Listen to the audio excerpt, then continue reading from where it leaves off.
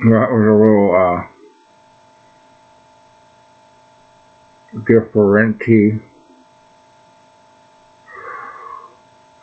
So what's up, all? Welcome back. Panic Attack, Big John. Smoking on the stogie and getting ready to run you down the worst of wrestling in 2025. Recap. What I did here was I went in the chat GPT. I prompted it to scan the wrestling websites for the worst of 2025, and then I put in a category. I told it to check people like pundits such as Dave Meltzer, Jim Cornette, Cultaholic Wrestling, What Culture Wrestling, and then I asked for other fan polls and wrestling websites, and this is what it gave me: the worst of 2025, the worst wrestlers of 2025. They came up with Tonga Loa as the worst. I don't agree with that at all. I mean, don't think he wrestled enough in 2025 to come to that conclusion. And frankly, when he did wrestle, I thought he had good matches.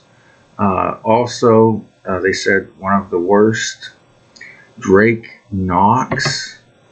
I would agree with that. I barely heard of the guy in 2025, and when he was on my TV, just, not great.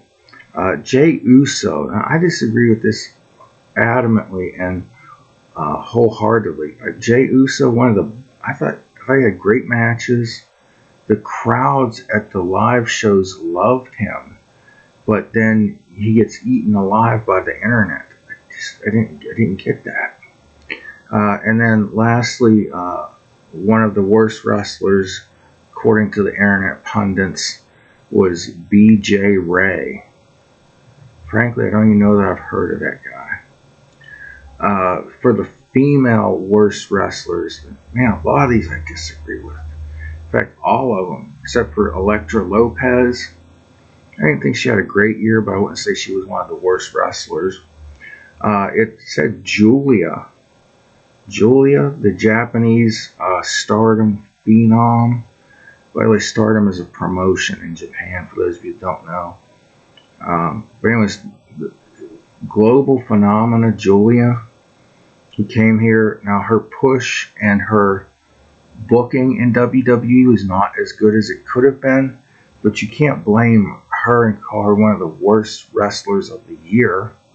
And also, they put Chelsea Green in there as one of the worst wrestlers of the year.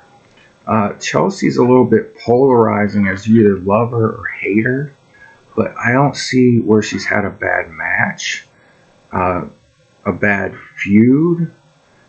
She's been booked well. Yeah, she goes out there and, like she said on that, what's that show, the behind the scenes show on Netflix, she goes out there and loses and looks funny doing it, but it makes your favorite wrestler look better. And if that's what she has to do to entertain the fans and get other wrestlers over there, then that's what she's going to do. My worst wrestler of 2025 and ever, possibly ever, I might be able to think of someone that was worse, because I've probably been watching wrestling longer than she's been alive. But for me, the worst wrestler, male or female, always would be Nia Jax. She's too damn big. And she was, folks, I'm on a weight loss journey here, people. And I'm not on television every week. I'm on these silly videos and podcasts. I'm not, ain't no television or booty queen star here, people. But she just looks terrible. And it's not her looks. Piper Niven, however they say her name. Phenomenal wrestler. Portly gal. And I'm a portly guy, okay? I know that. But pretty still. And can work. Can wrestle her ass off. And can go fast, go slow. And Nia just waddles around that ring. Looks terrible. Can't move. Can't work with anybody. Terrible wrestler. And also, the internet said that Charlotte Flair was one of the worst wrestlers of the year. And she had some of the worst crowd responses because, see, wrestling fans like to think that they control the wrestling. That, ever since that movie Beyond the Mat came out, we think we run the wrestling world and that the promoters are going to push wrestlers based on our reaction. And when that doesn't happen, we have a very volatile negative reaction. And Charlotte, before she ever set foot in the ring on her return from her knee injury, it was already given that she was going to be the women's champion. And this leaked out onto the internet. And the fans just shit on it. So that's probably what they're talking about when, the scan of the internet says Charlotte was one of the worst wrestlers of the year. She had the best promos. She made Tiffany look terrible in those promos. But Charlotte looked great in those promos. She always has great matches. People say, well, the WrestleMania match with Charlotte and Tiffany looked clunky and looked botched. I thought that made it look believable. Like, are these two not going to work with each other? Are they, are they shooting to a certain extent? And then at the end of the match, to make you think it was all the more believable, somehow or another, Tiffany's veneer popped off and she had half a tooth at the end of the match. So, amazing. I just don't need to realize I need to repuff. But yeah, I can't see where anyone across the internet, the bowels of the internet, would think Charlotte was one of the worst wrestlers of the year. Worst team of the year. A lot of these I can agree to. Chase U. I've never gotten that whole gimmick, but the only good thing I've seen come out of it, there have been a couple good single stars, but the main guy, I don't understand why he's wrestling in a Letterman sweater and slacks. However, who's the crazy little chick? I hope she's not going crazy in real life too. Thea Hale has been a bright spot in other words, or in otherwise, like what the F is Chase U. Also, A-Town Down Under, worst team of the year. Yeah, I'd agree with that. Individually, with the right booking and the right guidance, as you're seeing with, crying out loud, I can't even remember who's what now. But the one that's teamed up with The Vision and Paul Heyman, I'll think of it in a damn minute. But anyways, he's working out well, but still put together A-Town Down Under just lacked everything, and they really tried to push these guys and put them on us and just fell flat. The Final Testament, yeah, I can see that faction being talked about as one of the worst. If you don't remember who they were Karrion Kross, Scarlett Bordeaux, uh, Apostles of Pain or Acolytes of Pain, and Paul Ellering. How do you put Paul Ellering in a faction and not give him the microphone and let him just talk everybody up? I think this was a matter of bad booking and bad storylines. You know, Cross is popular with fans and we want to like him. However, you couldn't get into his character. And I thought his entrances were great. That entrance him and Scarlett did, I thought was tremendous. But then they threw, the AOP in there, and Paul Ellering. AOP and Paul Ellering should have been their own separate, just super destroyer tag team. If you're going to try to reinvent the Road Warriors, reinvent the Road Warriors. They don't have to have the spiked shoulder pads and all that gimmick, but they do have to dominate and let Paul Heyman talk. Let these two guys watch Road Warrior promos and say, cut promos like that. You're Animal, you're Hawk. We're not going to call you that. You're Paul Ellering. Y'all do your thing. But they didn't. So they gave him this long, clunky, drawn out, smoke mirrors entrance, and fans just shit on it. Worst heel of the year, Solo Sikoa. Yeah, I agree totally with that. And that's bad heat, not good heat. Also, Chris Jericho, one of the worst heels of the year. Worst baby faces of the year. The internet gurus say it was Tiffany Stratton, Jade Cargill, and John Cena. The pop and the amount that Tiffany was over, I can see where it drew ire of some hardcore wrestling fans. But the audience reactions that she's getting, the pop she has, her matches keep getting better. She's impressive athletically and stronger than you think she would be. In fact, the pictures she's posting on Instagram right now, she is just shredded. Like she's getting ready to compete at the Arnold Classic or something. Jade Cargill, definitely one of the worst baby faces.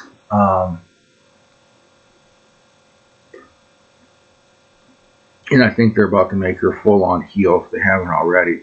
But she's not out there wrestling or doing much other than coming out to antagonize Jordynne Grace.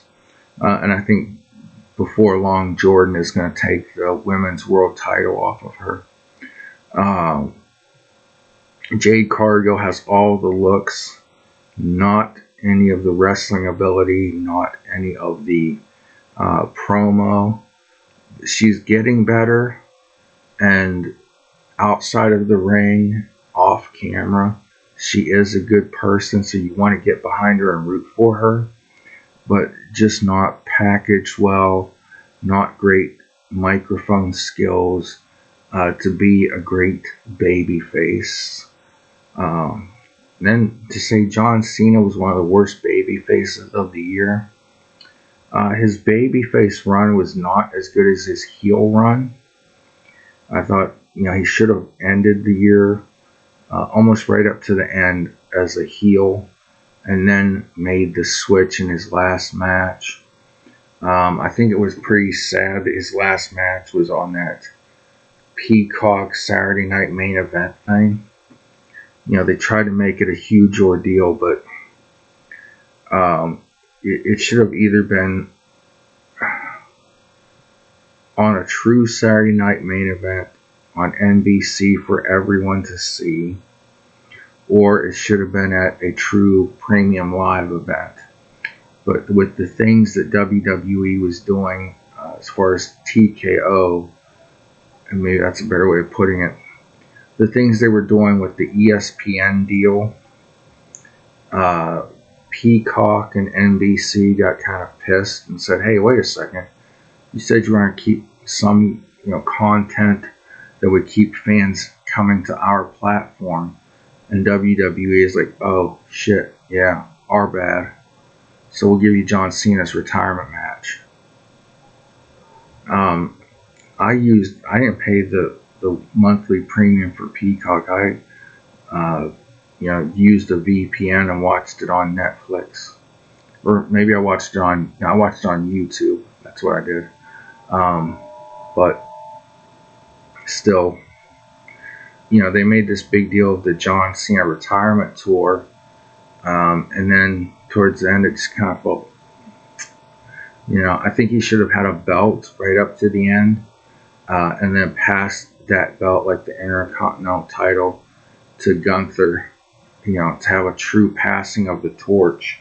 Or maybe he should have been world champion and a heel right through the end of the year, and then lose to Gunther and pass that belt. Oh well, no one listens to me. But yeah, the babyface side of his last year, not great. But Gunther made it good because Gunther's that good. So that final babyface match where Cena tapped out and all that, it made Gunther even more over as a heel. But I can see where the internet thought that Cena's babyface portion of his final run was lackluster. Worst champion of the year. Surprisingly, the internet pundits thought Cody was one of the worst champions of the year. I don't see how that works, but okay. Plumber Moxley, yeah, definitely worst champion by far, the worst champion of 2025. Jey Uso keeps getting crapped on as far as, the worst, least liked champion of 2025. And I really liked him as a champion. I thought that he should have kept that belt a lot longer, but he was just starting to lose steam. The crowd reactions and the pops at the arenas were great, but yeah, I do see where they feel like his matches were not champion believable. Then, of course, Chris Jericho, who needs to hang it up. He was Ring of Honor champion. Shouldn't have been. See here, they say the worst matches of the year were Chris Jericho versus Dax Harwood. I didn't see that match, but I could agree because Chris Jericho is way past washed up. They said Cody Rhodes versus Cena at WrestleMania 41 was one of the worst matches of the year. I didn't really feel that way, but I mean, was it tremendous? Was it phenomenal? No, not really. CM Punk versus Jey Uso. They said this match had a lot of botches in it. We'll get to it because it comes up again in the next category. Also, and I thought this probably was the worst match of the year. Nia Jax versus Jade Cargill versus Tiffany on SmackDown. This was a match that was put together on about a week's notice. Nia and Jade, not great wrestlers. Tiffany, good wrestler when she's working with someone else who's good, but she can't carry a match.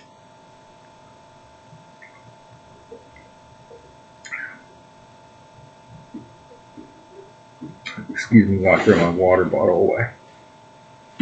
Tiffany is not to the point where she can take an opponent who's not a great worker and make them look good. May she get to that point someday? I hope so. If she does, she'll be one of the best women's wrestlers of all time. But we'll see. But yeah, I can agree with that was probably for me the worst match of the year. Nia versus Jade versus Tiffany. I'm just glad the belt wouldn't have fit around Nia's waist, but it didn't end up on Nia's shoulder.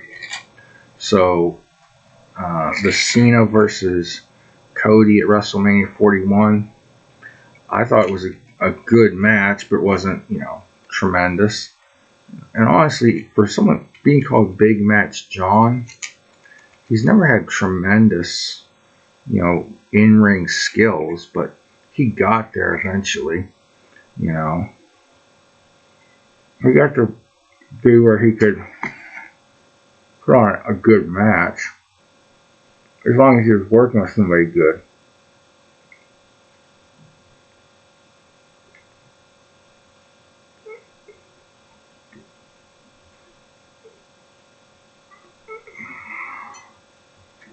Okay, what was next?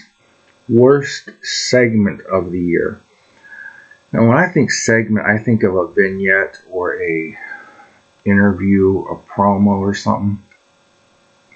But according to this, the worst segment of the year was CM Punk versus Jey Uso Saturday Night Main Event.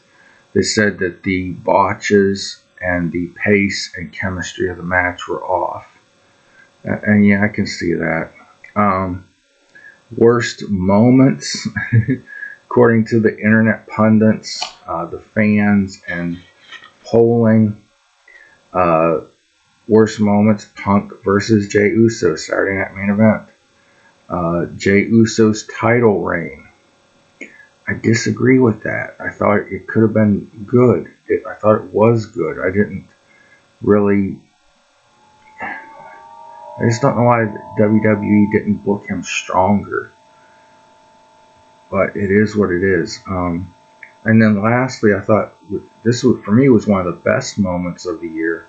It was Cena's heel turn. They had as one of the worst moments.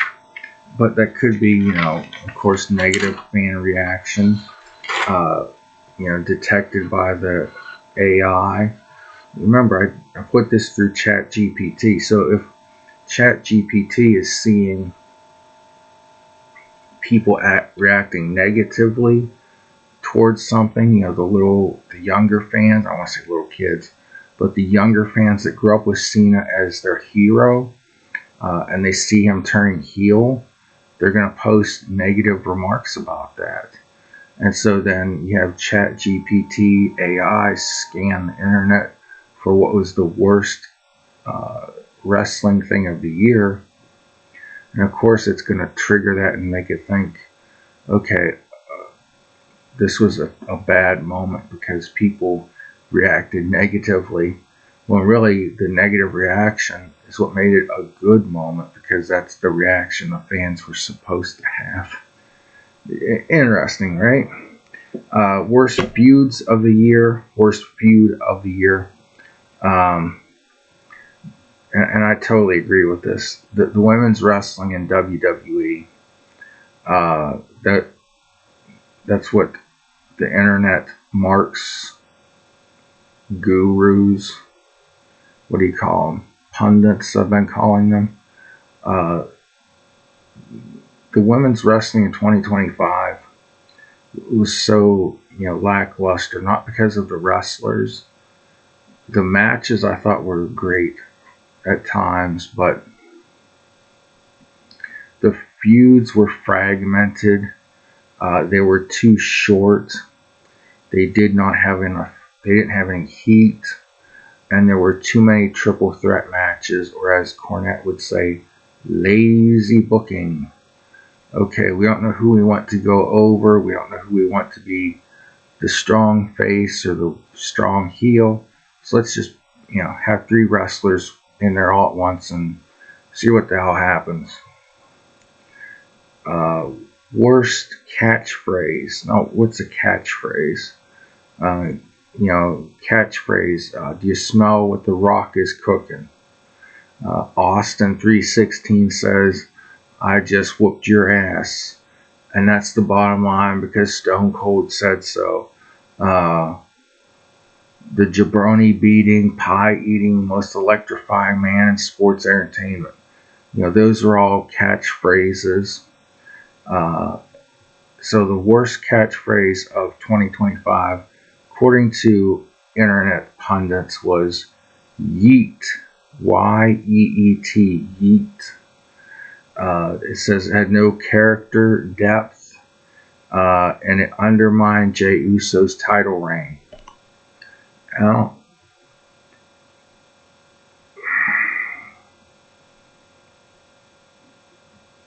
to me, if the fans are hopping up and down and cheering your catchphrase, which it's not really a phrase, it's one word, but because they say it over and over again, I guess we can call it a phrase and throw it into that category. To me, that's over. That's popular. Now, the internet pundits found it annoying. Yeah, they did. But the fans at the arenas loathed it. They loved buying. Excuse me 1 second. They loved buying the Yeet merchandise. They loved chanting Yeet as Jay came out through the crowd. So that's what the pundits thunk, though. The worst newcomers, Drake Knox, agreed. BJ Ray, don't know who the hell that is. Elektra Lopez, she could have done a little better, but some of it was booking. And she is a true newcomer in wrestling. She's just getting her feet wet in NXT. I don't know how many years she's been in training, but and lastly, we're on the worst newcomers, Blake Monroe. She's been wrestling a while. She was regarded as one of the top female wrestlers in Europe. Initially came to All Elite Wrestling, was not booked well there. So I can see where they would say, yeah, she wasn't very good in 2025 as an All Elite Wrestling wrestler. Now, she didn't get to WWE till November or December, but I don't think she was pushed well. She's making the most of it. Excuse me, I had to burp there. And she's getting better. I don't think that you should blame, maybe bad booking and say that she did not have a good year or she was one of the worst newcomers. But nonetheless, I can see where the internet would think that the way she's being used makes her not a good wrestler, or as it was categorized, one of the worst newcomers. Worst mic skills, Jade Cargill, Tiffany Stratton. Totally agree there. And I don't know what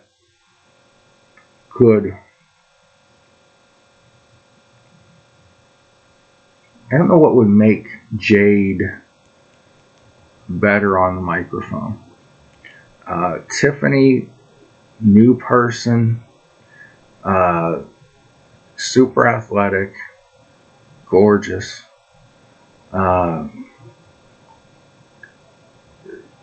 I've seen her, if you watch her interview on wherever Logan Paul's, what's it called, Impulsive, tremendous. She was tremendous talking shit with him.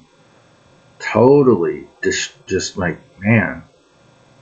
But when you put her there against Charlotte and she's nervous in front of the crowd, she's nervous on TV because this is going into, the biggest match of her life with the best and biggest opponent she's ever worked. Man, her mic skills compared to Charlotte, and let's face it, Charlotte's, damn near at the level of her dad or Dusty Rhodes on the microphone, and Charlotte just destroyed her in that side-by-side promo they had, that segment, and the in-ring promo where, Tiffany said, what, how many divorces has it been? 5 times, whatever the hell. Yeah, definitely. I see where those two had yeah, talk about bad microphone skills. Look who's talking. Bad skills on the mic. Worst wrestler, or worst non-wrestler, excuse me, Kevin Patrick, WWE reporter / play-by-play guy. Enough said. Most overrated. Again, I disagree, but the internet just shat all over Jey Uso this year as far as being one of the worst wrestlers. And I don't get it. I think his matches are good. I think his pop with the crowd is tremendous. But, you hear the pop at the arena and the fans going wild, and then you flip over to X, formerly Twitter, or, the Wrestling Pundit podcast, and they're just crapping all over him. So I don't get it. Another one they said was one of the most overrated of 2025. I have to agree, Mercedes Moné. And personally, in real life, she's not a wonderful person from the sounds of things. She's, if she doesn't get what she wants, she quits and walks away for a while. And I get it, you need to take a break. I mean, they took the world title belt off of Tiffany Stratton because Tiffany needed a break. It was getting to be too much stress. But Mercedes, walked out of WWE because she didn't like the way she was being booked. I didn't like the way her and wasn't Naomi, was it? Yeah, Naomi, right? Yeah. I didn't like the way they were being booked either. They put these women's tag team championship belts out there and make a big deal of them, and then you never see the women's tag team championships being defended until it's time to change champions. So I'm like talking with my buddies, doing our little, our predictions or our pool of, who's going to win at the pay-per-view. Well, anytime I see a women's world title match on the card, I automatically pick the champions to lose, and then they won't wrestle again for 2 or 3 months, and they'll wrestle at a premium live event and lose. But anyways, that's not why Mercedes Moné was one of the worst champions of 2025. Or pardon me, one of the most overrated of 2025. She came into AEW with all the hype and excitement you can imagine. And some of it's, Tony Khan's booking, but just, she doesn't seem like the same wrestler she was in WWE. She was by far one of the best women in WWE. Now that some of her opponents have become better quality, and it's not she never loses, Mercedes Moné never loses. She's got 69 title belts around her waist and over her shoulders and on her arms, and wherever you can put a title belt on that woman's body, she's got a title belt. But yeah, just, and I don't know if it's her or if it's AEW, because you think, Ruby Soho went in there to a huge popularity, huge pop with the fans, and then just kind of, wow, Ruby Soho. Paige aka Saraya, went there, came back, still the same tremendous wrestler, but got to a point where like, Saraya, yeah. You know, so I don't know. It's got to be more of a Tony Khan problem than it is a Mercedes Moné problem. See here, most underrated. Again, we come to Chad Gable. He has good matches, good reactions. Following his performances, he has good reactions. The worst moves in wrestling, the super kick. God, I used to love this when Chris Adams did it. He's still the best super kick in wrestling, the late Chris Adams. Second best, Lance Storm. And then thirdly, the guy who kind of made it famous, Shawn Michaels. But the super kick now where everybody's using it because everybody grew up a Shawn Michaels fan that's in wrestling now. They might not admit it, but they were. And then, you've got the Young Bucks having super kick parties. Well, now it's gone from, okay, one super kick takes your head off to, super kick, super kick, super kick. It's not super anymore. It's just a kick to the head. The Spanish Fly, that's a move, tag team move off the top rope, which when I saw it 20 years ago or more, shit, I'm getting old. When I first saw it in Ring of Honor many years ago, in the 2000s, tremendous move because I'd never seen it before. Now a lot of tag teams are doing it, and it's a move that requires obvious cooperation. That's why the internet thinks it is the worst move of 2025, or one of the worst. Another move is the no-sell head drops. Guys and girls getting dropped on their skulls now and don't sell it. They pop right back up and go back to wrestling. What? Remember back in the day, getting hit with the evil steel chair was enough to kill a guy or girl? Now, wrestlers get hit in the head 10, 20 times with a folding chair. They get pile driven, they get suplexed, they get dropped through tables on their heads. And whether it legitimately hurts or not, they just pop right back up and start wrestling again. So yeah, I totally agree with the pundits that the no-sell head drops are terrible in wrestling right now.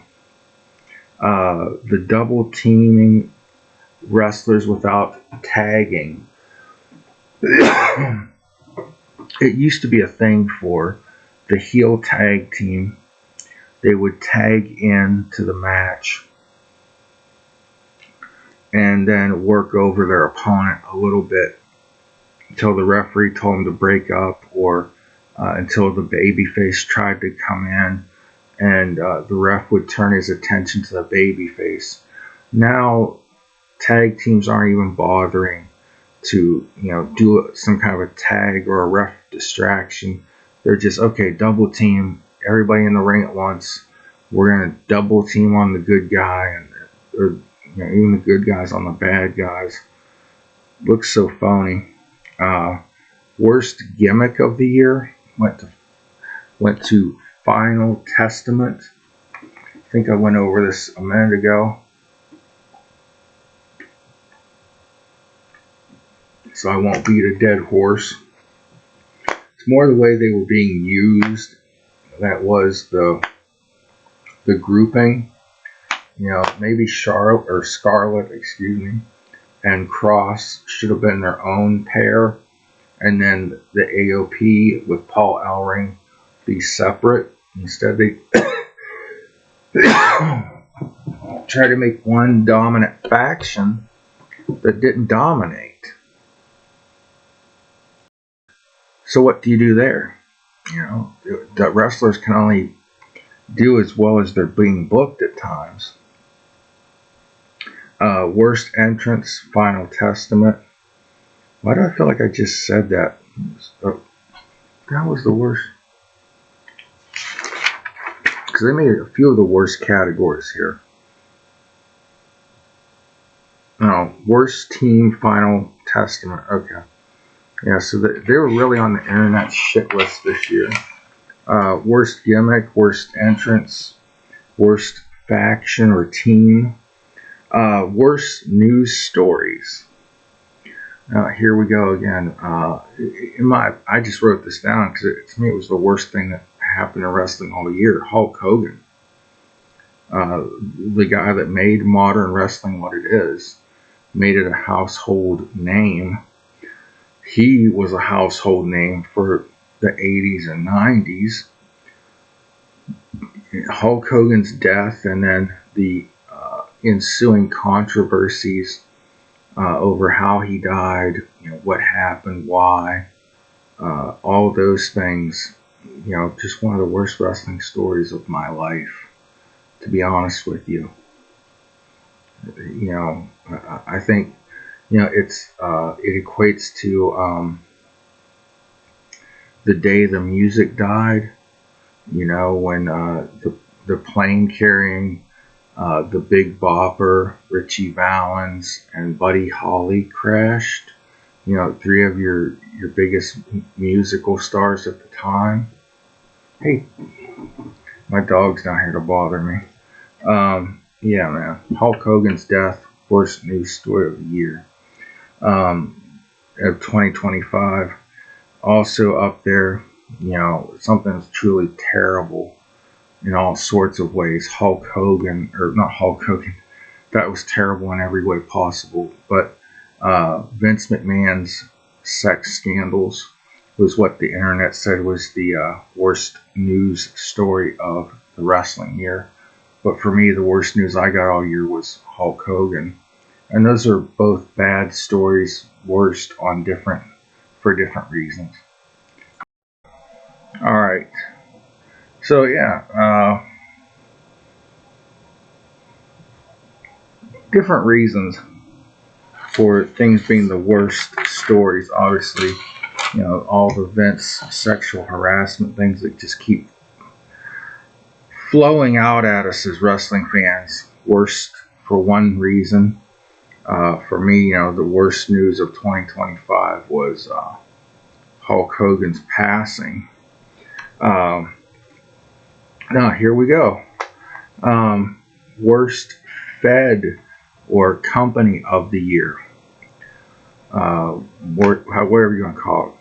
Okay. Worst wrestling outfit, according to internet pundits, was AEW. If you listen to the last podcast or video, the AI picked it up as the best wrestling federation of 2025. So AEW has the internet buzzing, but they have two extremes.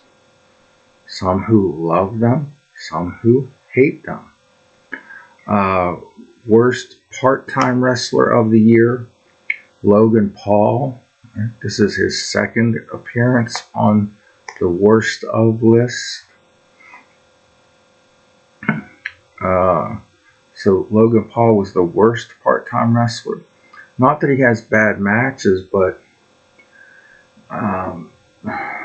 he's not well liked among wrestling fans. He does put on a tremendous match. He's a tremendous wrestler, but he's not liked.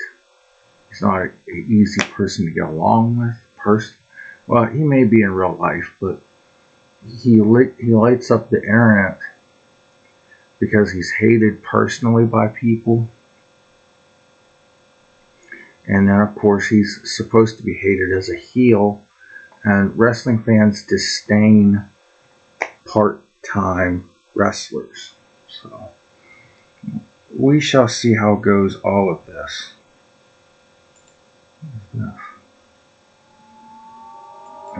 Okay.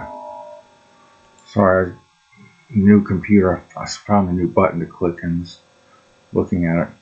Okay, here we go again. Worst Booker of the Year.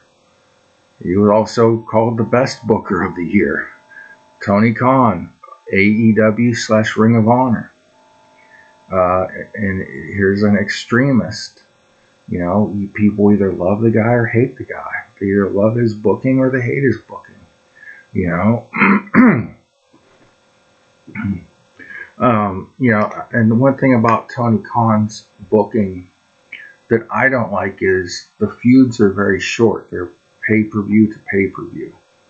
Well, you're doing 12 pay-per-views a year plus some special television events. So every now and then, you know, you'll have like AEW Winter is Coming. It's winter right now. It should be happening on AEW. I don't know. Maybe it already came according to AEW. I can't remember.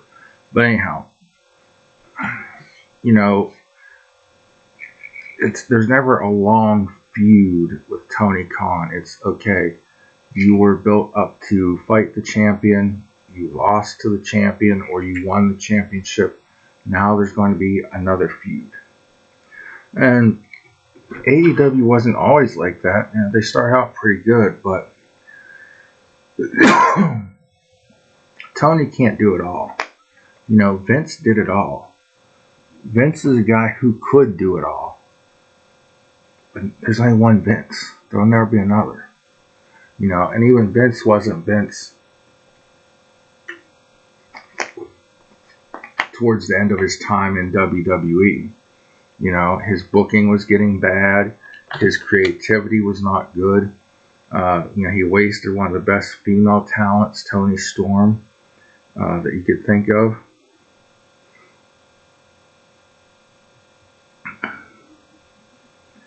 And so, you know, we just gotta, take everything with a grain of salt and hope that, it gets better. And since Tony has brought other people into the booking committee or the creative committee in All Elite, things have gotten a little bit better. Okay. But we'll see what 2026 holds. Maybe he'll be the internet's favorite and least favorite booker again next year. Who knows? You know what I'm saying?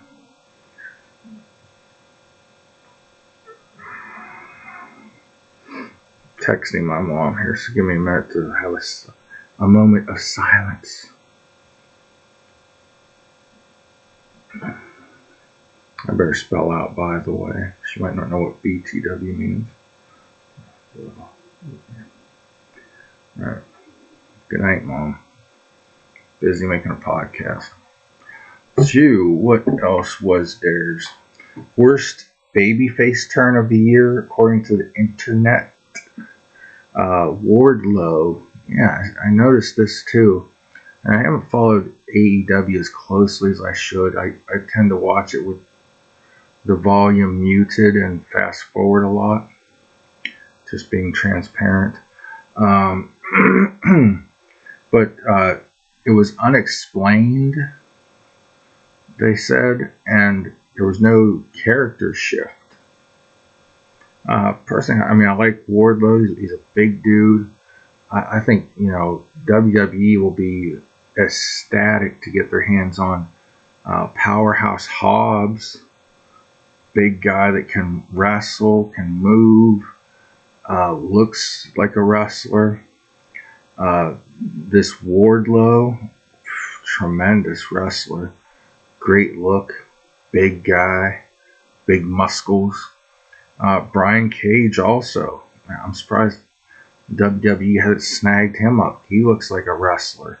Great worker, can fly, can be a high flyer, and is a powerhouse bodybuilder body. Anyways, but yeah, worst babyface turn. Y'all, I saw on the internet, thought it was Wardlow. Worst premium live event / pay-per-view. WWE Night of Champions. And yeah, looking back, I remember this just really didn't pop for me. It was one of the few pay-per-views, I think, where I was like, not so great. They said there were a lot of botches. I remember that now. Poor finishes. You know, when the matches ended, you're like, oh, that's the end? It's over? Mm-hmm. The crowd was very cold, not into the show at all. The match pace was cold, boring. Title matches that had no meaning, no storyline, no feud behind them. And the commentators were constantly trying to cover the wrestlers' mistakes and botches and their botches and mistakes. So, yeah, just a dysfunctional pay-per-view, premium live event, whatever you call it, altogether.